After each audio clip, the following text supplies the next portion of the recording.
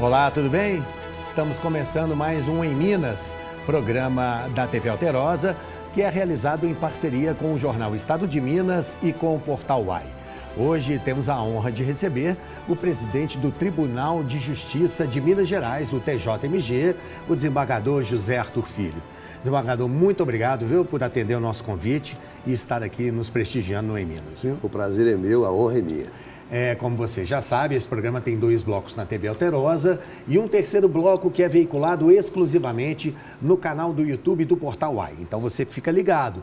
Quando estiver terminando o segundo bloco, você já acessa youtube.com/portaluai para seguir acompanhando essa tão importante entrevista que começamos agora.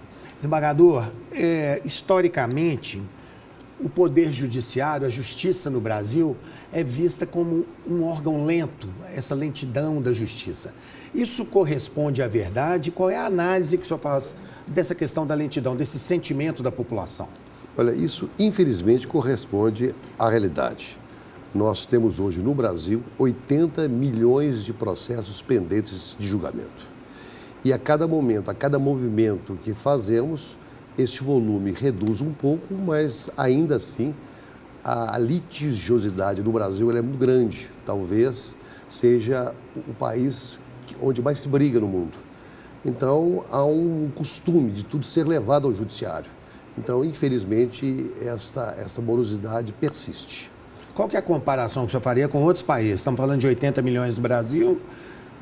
Que país a gente poderia usar como referência para ter, assim, por exemplo, número de processos por habitante, né? Olha, nada chega a nada perto. Parecido com o Brasil. Né? Na verdade, os litígios aqui, eles se multiplicam vertiginosamente. Não há nenhum país que se possa comparar com o Brasil. Infelizmente, nós temos esse pecado. Recentemente eu vi uma pessoa da área jurídica dizendo que a interpretação dela é ao contrário.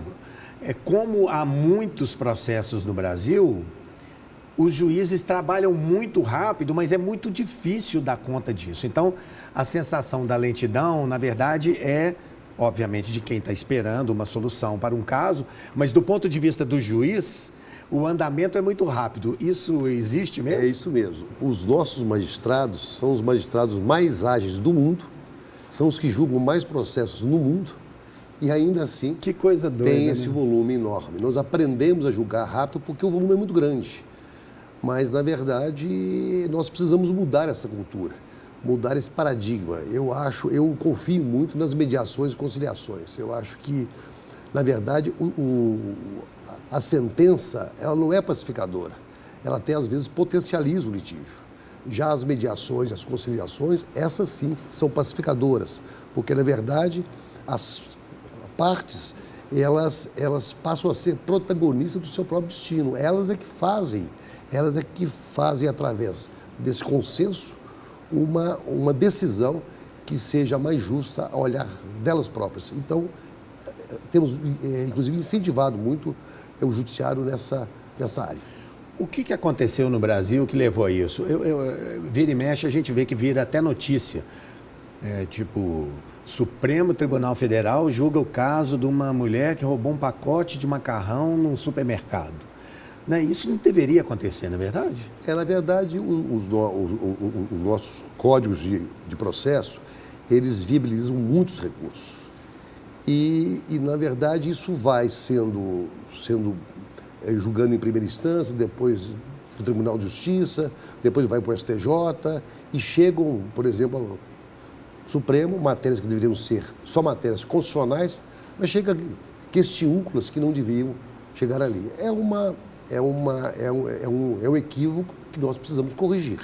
Eu acho que o sistema de justiça hoje é um sistema falido. Ele precisa ser repensado de outra maneira. Por isso é que entram aí as mediações, as conciliações, para que possa reduzir a litigiosidade. E mais, acho que há também um aspecto cultural. Quer dizer, o brasileiro tem que ser mais leve, né? Levar menos questões ao judiciário, tentar conversar mais, ampliar a escuta e o diálogo. Isso é uma questão cultural. Mas como que se faz isso? Porque existe muita desigualdade no Brasil, pouco conhecimento, né? Talvez isso ainda seja um caminho difícil, né? A pessoa procurar o próprio direito sem ter que ir à justiça. Isso, na verdade, como disse, é uma questão cultural. Tá. Não é? Hoje, qualquer coisa, qualquer problema que se tenha com um vizinho, uma batida de um carro, etc. Vai todo mundo vou para para a justiça, vou para o judiciário. E não é isso. Pode-se conversar, etc. Por exemplo, nós fizemos aqui uma mediação com a questão da Vale do Rio Doce, lá em Brumadinho. Sim. Nessa mediação, nós levamos 200 horas para mediar esse problema. 200 horas. Ok. E disso resolveu-se por essa mediação, por esse acordo, que veio para o Estado 37 bilhões de reais. Não é? Então, se esse processo fosse levado ao juízo, demoraria décadas para ser resolvido. Vou lembrar aqui um exemplo. Você que é mais jovem não deve se lembrar, Isso é bondade mas a do gameleira, Lembro demais. quando a gameleira caiu e mataram várias pessoas, esse processo tem 50 anos. E ainda existe, o processo. Ainda tem pendência. Não porque o judiciário não tenha julgado, mas agora na fase de execução, a empresa já não existe mais, os sócios morreram, os filhos dos sócios morreram, não tem patrimônio, ou seja, houve um esforço enorme do judiciário, um tempo enorme, um gasto enorme e nada resolveu. Já na Vale do Rio Doce, na mediação, em 200 horas apenas, resolvemos uma questão de alta envergadura, de alta complexidade, em apenas 200 horas de diálogo e escuta. Então, eu acho que o caminho para o judiciário e para a sociedade é justamente o da mediação. Por ironia do destino, digamos assim, o rompimento da barragem Mariana ajudou no sucesso da solução de Brumadinho. É isso? Sim, houve este avanço, né, nesse sentido de ressarcimento, né? E houve também um avanço quando houve o Covid, por exemplo. É outra questão que alavancou o judiciário. Que a partir do Covid, todos os tribunais foram obrigados a digitalizar os seus processos e a trabalhar de modo remoto. Nós, no tribunal, vamos agora no dia 12 próximo, entregar o tribunal todo digitalizado. Nós não temos mais papel no tribunal. É mesmo? E isso veio, na verdade, a partir do Covid, que nos obrigou a romper essas barreiras, a ser, vamos dizer, disruptivo, né? E efetivamente digitalizar essa montanha de 5 milhões de processos. Em Minas, 5 milhões? Gerais, É o velho ditado, né? Há males que vem para o bem, né? Foi terrível a pandemia, 700 mil mortos no Brasil, mas há esses casos, né? A tecnologia estava ali, né? Exatamente. A tecnologia estava ali, mas a justiça ainda não tinha percebido essa oportunidade. Né? Outra coisa importante é o seguinte, é dizer que na nossa gestão nós criamos 3 eixos fundamentais. Um eixo exatamente para julgar com mais rapidez os processos. O primeiro eixo foi o de fazer um avanço tecnológico. Nós precisamos ter mais programas, mais plataformas e tal, que possam agilizar os nossos julgamentos. Tá. O segundo eixo foi exatamente o eixo de inovação. Porque não adianta existir tecnologia se nós não conseguirmos ter um judiciário que, vamos dizer, pense fora da caixa. Um judiciário que seja menos hermético, que seja menos ilhado, menos encastelado. Fundamental, né? Então, o judiciário teve que se abrir a essas novas realidades, para, a partir daí, criar inovações importantes. E, assim, passar a fazer uma gestão mais ligada a processos de massa. Por exemplo, fizemos um mutirão no início da nossa gestão, um mutirão para julgar processos ligados à Defensoria Pública. E por que fizemos isso? Porque exatamente os processos ligados à Defensoria Pública são processos de uma camada mais hipossuficiente. Então, o judiciário tem que chegar mais rápido a quem mais precisa de uma definição.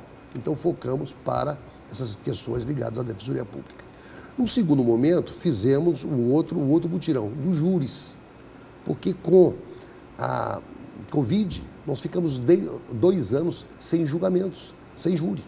Então, várias pessoas presas não tinham julgamento. Então, fizemos uma parceria com a UNA, uma coisa também inovadora.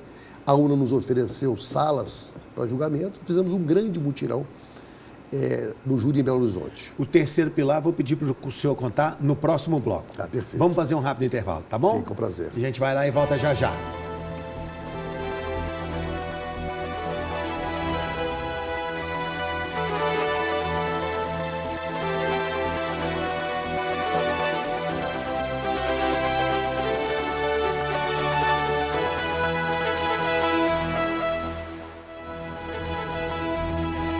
Estamos de volta com o Em Minas, hoje conversando com o presidente do Tribunal de Justiça de Minas Gerais, o TJMG, desembargador José Arthur Filho.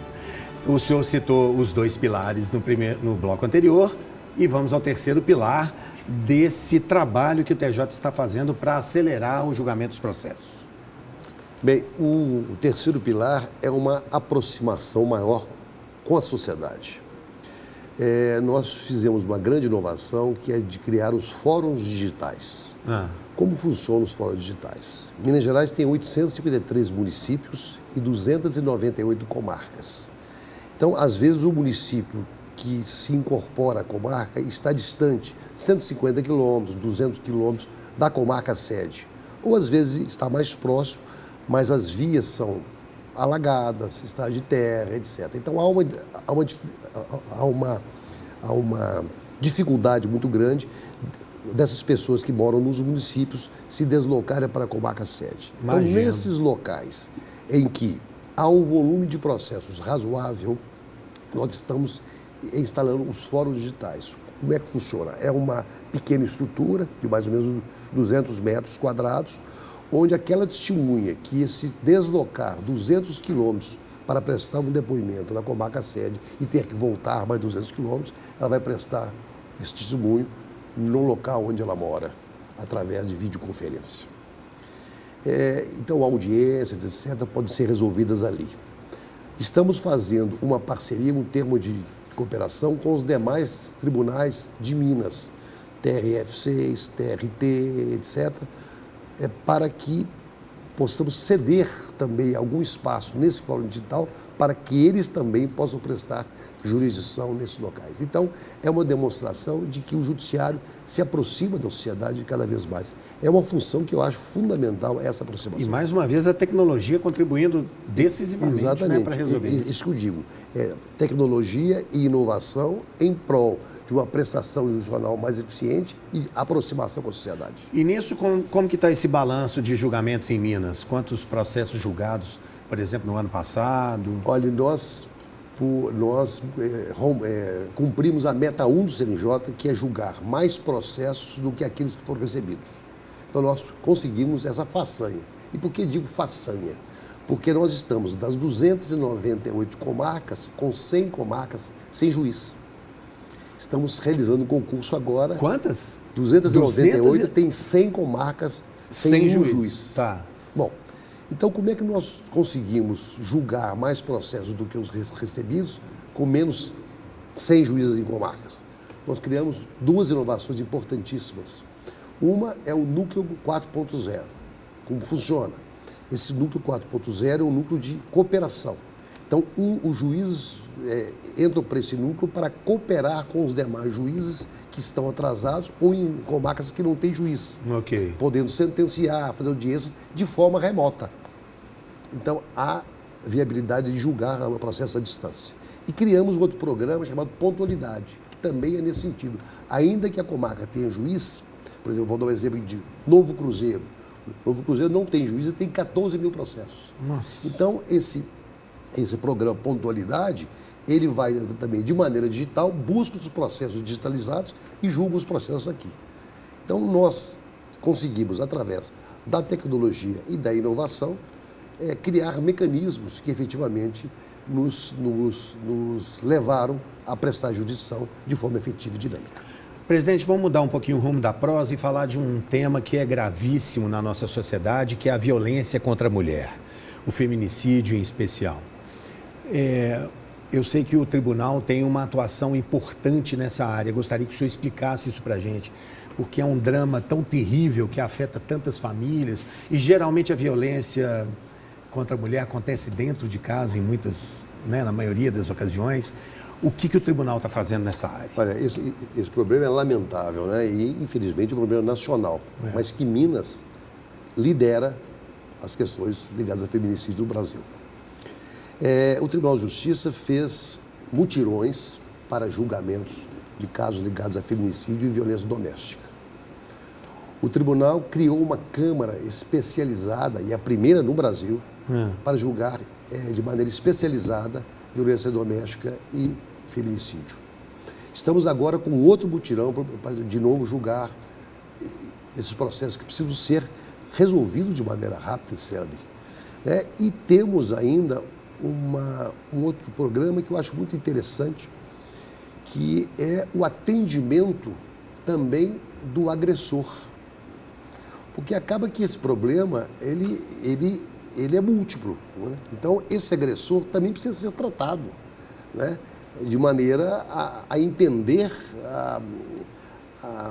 o absurdo daquela violência. Porque, às vezes, a coisa está incorporada na cultura, no norte de Minas, a violência, etc., pela baixa escolaridade. Então, nós estamos tratando muito bem essa questão com agilidade os julgamentos e estamos tratando também, às vezes, a causa, que é essa desinformação e esta banalização da violência. As sentenças têm sido rigorosas? Rigorosas e rápidas. Estamos agora com um novo mutirão em Belo Horizonte e no estado de Minas Gerais todo, para julgarmos em tempo recorde todos os casos ligados a feminicídio. Eu acredito que o senhor confie de que quanto mais sentenças duras, fortes, a chance de oprimir novos casos é grande. Sim, e quanto mais rápida a resposta, melhor realmente se faz a reprimenda. Quando ela demora muito, é verdade. A coisa se perde. Gera aquele sentido de impunidade. Exatamente. Né? O senhor gostou da vinda do TRF6, do Tribunal Regional Federal? Olha, foi um presente para Minas? Para Minas e para o Brasil. Porque, na verdade, o TRF6, ele estava ligado ao TRF1 em Brasília. Praticamente 60% dos casos julgados do TRF1 eram de Minas. Então, ao criar o TRF6, nós passamos a ter agilidade aqui nos julgamentos e desafogamos o TRF1. Então, ganhamos duplamente, de um lado e do outro, duplamente. Quantos processos vieram para mim? Quantos estavam acumulados? Parece que o TRF6 está com 1 milhão de processos. E cada desembargador, pelo que soube, recebeu já de início 12 mil processos. Está aqui um presente para o senhor. 12 mil processos. E o fato de estar aqui também acelerou, por exemplo, o andamento do processo, não só a decisão, mas o senhor vê isso? Sim, não há dúvida. Para você, por exemplo, uma parte, consultar o andamento lá em Brasília é muito mais difícil do que consultar aqui, ou ver o seu processo, ter uma proximidade maior, né? Então, esses julgamentos aqui são muito mais rápidos do que se fazia em Brasília. Presidente, quero agradecer demais a sua presença aqui na TV Alterosa. Nosso programa continua agora no canal do YouTube do Portal UAI. Mas aqui já te agradeço pela presença na TV Alterosa, prestigiando o Em Minas. Muito obrigado. Muito obrigado, viu? Estaremos sempre à disposição. E a você que nos prestigiou aqui com a sua audiência, muito obrigado, viu? Foi ótimo ter a sua participação aqui com a gente. E o nosso compromisso é no próximo sábado com o próximo Em Minas, tá bom? Um abraço, tchau.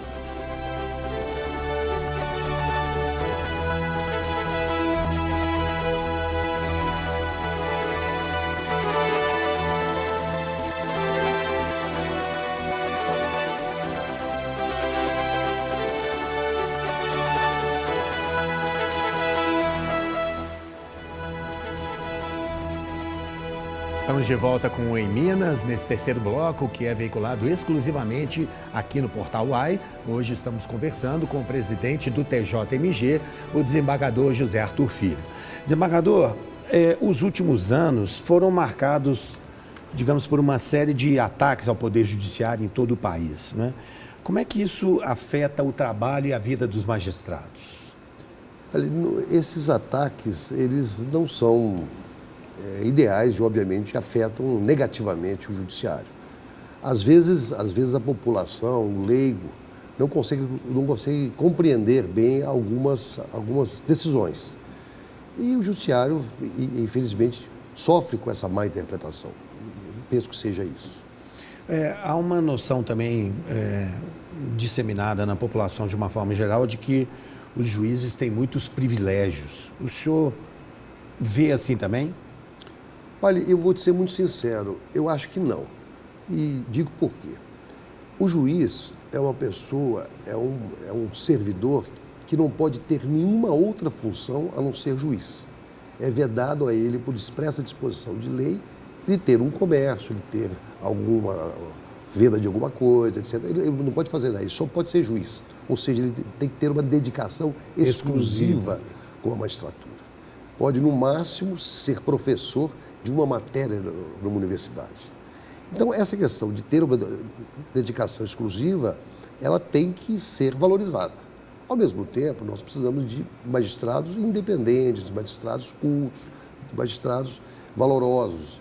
Então, a remuneração ela tem que estar adequada e possa suportar uma vida, vamos dizer, digna à magistratura. Não acho que o magistrado ganhe exageradamente muito, acho que ele tem uma vida digna e não vejo por que esse questionamento. Mas acho que, na verdade, há muitas interpretações, às vezes, equivocadas, desses penduricalhos, abono saúde, abono isso, abono aquilo. Quer dizer, na verdade, isso deveria compor uma única remuneração, isso ser resolvido dessa maneira. E facilitaria a comunicação, o senhor quer dizer? Isso, eu penso que esses penduricários aí, chamados penduricários, devem ser incorporados ao subsídio, que nós precisamos voltar ao adicional por tempo de serviço, porque, na verdade, o magistrado hoje que entra na magistratura ganha mais do que o aposentado. Porque, na verdade, ele entra ganhando X e ainda pode servir ao eleitoral com mais um valor e o magistrado aposentado não tem isso. Já não tem mais essa chance. É uma disparidade enorme que quem entra ganha mais do que quem sai. São ajustes que precisam ser feitos e é necessário que haja uma comunicação maior do judiciário com a sociedade. O judiciário é péssimo nessa comunicação, ele se encastela muito, ele conversa pouco. Por isso que um dos nossos projetos é essa aproximação com a sociedade. A sociedade não sabe que o judiciário cuida do jovem, cuida do idoso, cuida do adolescente, cuida dos inventários, cuida de grandes catástrofes.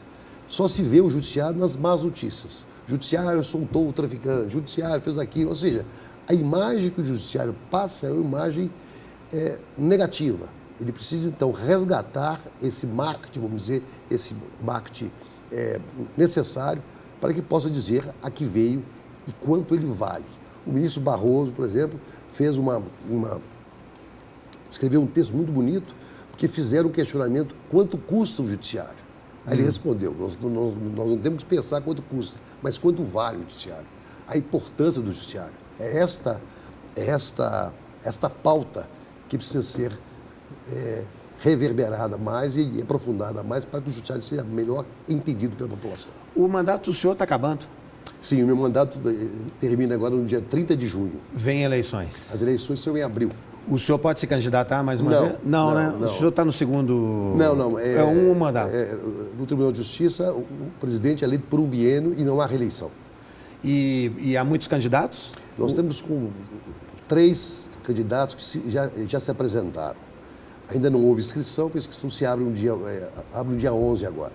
Mas tem 3 candidatos, 3 magistrados de altíssimo gabarito, de magistrados cultos, éticos, ou seja, qualquer um dos 3 que vier a ganhar, tenho certeza que o tribunal estará em excelentes mãos. Alguma chance de ter uma mulher presidindo ou nos próximos anos? Há uma mulher candidata, a desembargadora Áurea, que é uma mulher que foi servidora do tribunal, juíza, desembargadora, mulher de alto gabarito. E 2 outros magistrados, desembargadores, o desembargador Luiz Carlos Correia Júnior, que já faz parte da atual gestão na qualidade de corregedor-geral, e o desembargador Maurício Soares, que já presidiu a AMAS, já presidiu o TRE. Então se vê que são 3 desembargadores de altíssima qualificação e o tribunal, se eleger qualquer um deles, estará em excelentes mãos. Em ótimas mãos. E o próximo presidente, seja ele qual dos candidatos for eleito, ele enfrenta um problema, porque o senhor falou da falta de juízes, mas há também um número insuficiente de servidores, não é verdade? Sim, nós estamos... No Poder Judiciário. Exatamente, nós estamos com a falta de servidores, estamos com um concurso que foi paralisado pelo CNJ, agora também numa atitude inovadora. Fizemos uma mediação no CNJ para destravar o nosso concurso. Ah, é? Conseguimos destravar o concurso, vai ser homologado e vai ser resolvido. E estamos com o PL, o projeto de lei na Assembleia Legislativa, para a criação de novos cargos. Hoje eu não consigo criar qualquer cargo, qualquer unidade judiciária no tribunal, porque eu não tenho nem juiz e nem servidor. Esse concurso é para esse ano, hein? É para este ano? O concurso de juízes deve terminar agora em abril. E o concurso de servidores já homologado deve sair esse ano ainda, vamos resolvê-lo. Mais cedo no programa, o senhor citou com muita pertinência, aliás, o acordo de Brumadinho, né, que rendeu frutos importantes para o Estado. Mas o caso de Mariana, infelizmente, ainda está travado. O que é que aconteceu e por que não destrava esse processo? Olha, o caso de Mariana não está com o Tribunal de Justiça, está com o TRF6. Porque, na verdade, como o caso de Mariana envolve Minas Gerais e o Espírito Santo, entendeu-se que a competência para resolver esse conflito seria do TRF6. O TRF6 também lá criou uma perspectiva de mediação que está entregue a um desembargador, Ricardo Machado, que é um excelente desembargador e muito bom mediador, e acho que isso vai se resolver. O que atrapalhou um pouco foi que, na verdade, o Supremo Tribunal Federal puxou esse acordo lá para Brasília. Então, o distanciamento e a dificuldade atravancaram a solução. Exatamente sobre o que a gente estava falando. Exatamente. Voltando agora para Minas e no ambiente do TRF6, tenho certeza que em breve isso será resolvido também para o bem dos mineiros e para o bem Mas há travas, né? Eu acho, com relação às empresas, a coisa está mais embolada. Né? Toda mediação tem que ser muito bem trabalhada, né? E, na verdade, as partes têm que entrar mais desarmadas, né, para que a mediação se efetive. Eu digo muito que na mediação você deve esquecer as questões jurídicas, esquecer o litígio e pensar a forma de resolver aquele problema. Se nós iniciarmos conversando sobre quem tem direito ou não, a mediação não sai. Então nós temos que ter também uma técnica de mediação. Não é uma coisa que você faça de maneira natural. Então é preciso ter uma técnica para que essa mediação ande de maneira adequada. Eu tenho certeza que o TRF6 vai encontrar esse caminho. Só vai sair em julho agora, o senhor tem que ir para lá e prestar uma consultoria. Se me chamarem para ajudar, estou à disposição. Falei até com a advogada Mônica Cifuentes que estou à disposição para ajudar no que ela precisar. Aqui, o Fórum Lafayette está em obras, né? Reforma? Sim, vamos reformar o fórum que estava muito antigo. Vamos entregá-lo, se não me engano, em janeiro de 2026. Será um fórum espetacular, está todo reformado. E vai ser um fórum modelo, né, para Minas Gerais. Ele é uma reforma do prédio, mas também ele engloba outras atualizações no prédio? Sim, porque o prédio está muito antigo, né? É uma reforma geral em tudo que se possa imaginar. Vai ser um outro prédio revitalizado. Muito bem. Desembargador, quero agradecer mais uma vez a sua presença aqui no Em Minas, engrandecendo esse nosso programa. Muito obrigado, parabéns pelo trabalho lá e boa sorte aí nesse resto de mandato. Eu que agradeço e fico sempre à disposição, porque acho que esse é um dever do judiciário de se aproximar da sociedade. Eu digo muito que a gente tem que ouvir a música do Milton Nascimento. Todo artista tem que ir aonde o povo está. E o judiciário também. Eu estou à disposição. É verdade. Nossas portas estarão sempre abertas. Viu? Muito obrigado. Muito obrigado pela sua presença. Muito obrigado. E a você que nos acompanhou, muito obrigado pela sua audiência, como sempre, nos prestigiando. Nosso compromisso é no próximo sábado, tá bom? Tchau.